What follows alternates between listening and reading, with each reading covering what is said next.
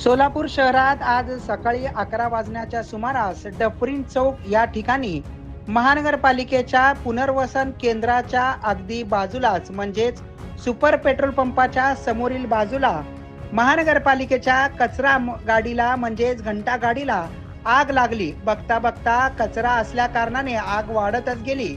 जवळच असलेल्या petrol पंपावरील 2 fire extinguisher काही नागरिकांनी तात्काळ आणून आग आटोक्यात आणण्याचा प्रयत्न केला. घटनास्थळी डफरीन चौकमध्ये ड्युटीवर असलेले वाहतूक शाखेचे पोलीस कर्मचारी देखील दाखल झाले. त्यांनी तात्काळ फायर ब्रिगेडला याची माहिती दिली.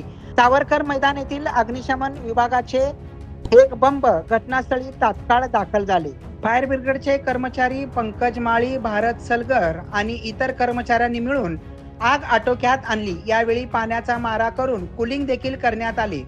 त्यामुळे समोरच पेट्रोल पंप असल्या कारणाने मोठा अनर्थ होता टळला आहे.